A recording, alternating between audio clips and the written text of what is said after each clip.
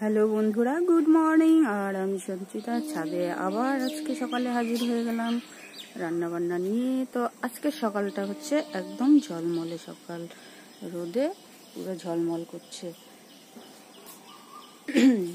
তো আমি এসছি রান্না করতে। তো দেখো, আজকে একটুখানি বাসমতি চাল ভিজিয়ে নিয়েছি, আর এটাকে এখন আমি ভাতটা কাঠেই করব। আর একটু মাংস আছে, সেটা দিয়ে না বিরিয়ানি না ফ্রাইড রাইস, আমার মতো আমি একটা বানিয়ে নেব। তো চালটা এখানে নিয়ে এসেছি, ভিজিয়ে রেখেছিলাম কিছুক্ষণ আগে। তো এটা ধুয়ে নেব। আর যেহেতু চালটা একটু বেশি, তাই আমার আর একটা কালি পড়া বড় হাঁড়ি আমি নিয়ে এসেছি। যেটাই আমি রোজ রান্না করি সেটা কিন্তু এটা নয়, এটা একটু বড়। আর কুকুরের ভাত তো রাঁধতে হবে না, কেন কি কালকে অনেকটা ভাত রান্না করেছিলাম, সেটা বেঁচে গেছে, সেটাই আজকে ওদের সকালে দেবো। তো চলো চালটা ধুয়ে নিয়ে আসি। আর আমার ঘরেও কিছুটা এই চাল ছিল, সেটা আমি আজকে মিলিয়ে দিয়েছি। দেখো, পোকা একটু বেছে নিতে হবে। আর আনা হয়েছিল 500, আর ঘরে ছিল ধরো 250 মতো। চলো,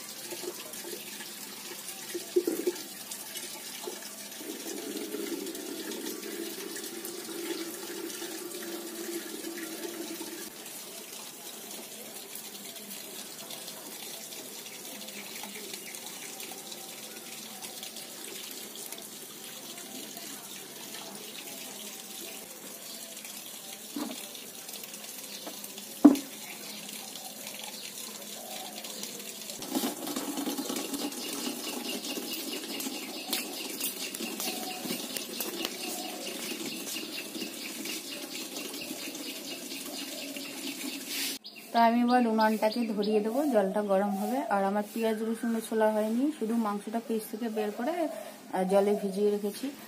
আর টমেটো হোক কিংবা টক দই দেওয়াটাই ভালো হবে। টক দই দিয়ে মাংসটা ম্যারিনেট করতে হবে, বেশিক্ষণ তো আর করে রাখা যাবে না। আর পেঁয়াজ রসুনটা আমি এখানে আনিনি, আমাকে নিচে যেতে হবে। আর তার আগে আমি উনানটা ধরিয়ে। চা কত দূর, এখনো হয়নি, চা খাবো না আমি। কতগুলো বাসন ধুতে হবে, পেঁয়াজ আলু ছুলতে হবে।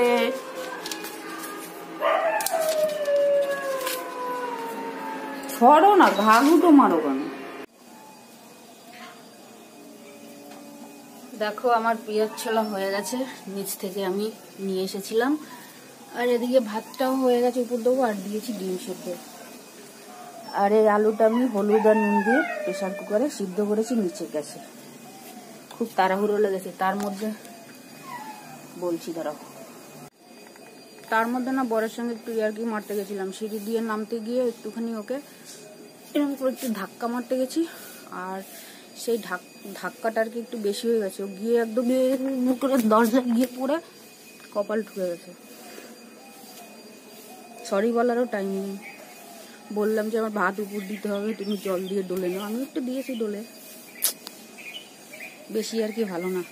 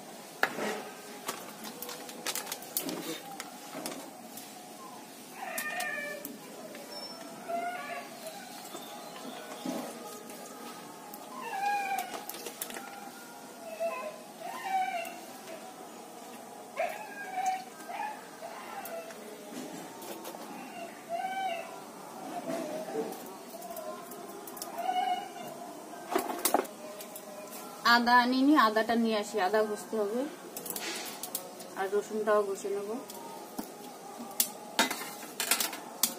এবার আলুটা না ভেজে নেবো।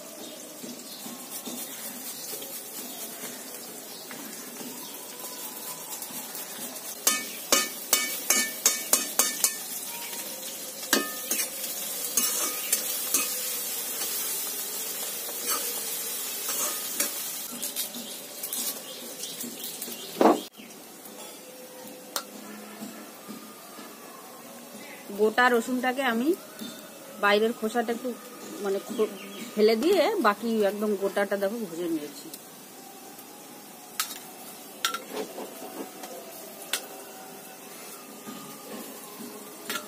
এসব হচ্ছে শর্টকাট, মানে রসুন একটা একটা খুলে করার থেকে এটা তাড়াতাড়ি হয়।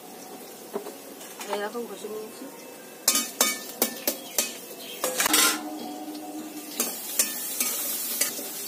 আর ভাতটা তো উপর দিয়ে এসেছি, ওটাকে তুলবো, এটার মধ্যে দেবো, এটাই ঢালবো কিছুটা। ডিমটা ছুলতে হবে, অনেক কাজ, কালি লেগে গেল হাতে। কাঠে রান্না করি অথচ কালি লাগে না, আর একটু লাগলে মনে হয় ইস কালি লেগে গেল।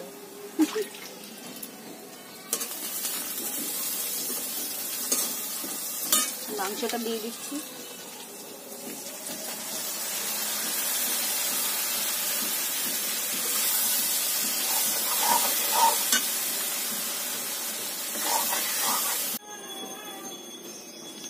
এই ভাতে না কাজু আর কিশমিশ আর একটু নুন দিয়ে সিদ্ধ করেছি, তারপরে মাঠটা গেলে নিয়েছি, অনেকটা জল দিয়েছি, ঢেলে নিচ্ছি।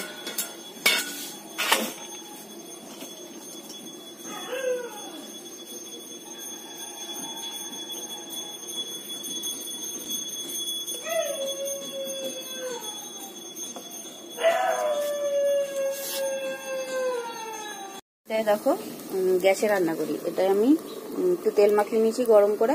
আর এই ভাতগুলো আর এই যে মাংসটা হচ্ছে, এটা লেয়ার বাই লেয়ার দেব। তো দেখানোর তো আমার এত টাইম নেই, আমি করে নিচ্ছি। আমার যেহেতু টাইম একদম শর্ট, খুব তাড়া লেগেছে। আর এটা দিয়ে আমি একটু রায়তা বানাবো। এই যে টক দই আছে, একটু শসা আর একটু পেঁয়াজ, দেখো এটা আমি কুচি কুচি করে এর সঙ্গে মাখিয়ে নেবো।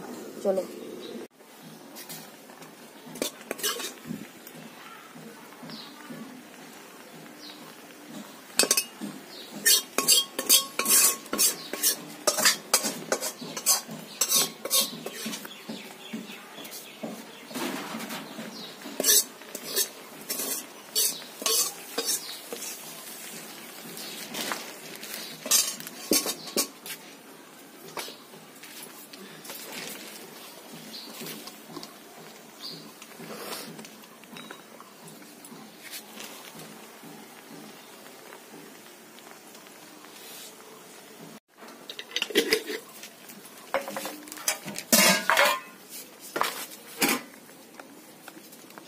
হ্যালো বন্ধুরা, তো সেই সকালবেলা রান্না তাড়াহুড়ো করে মানে শেষ করেছি।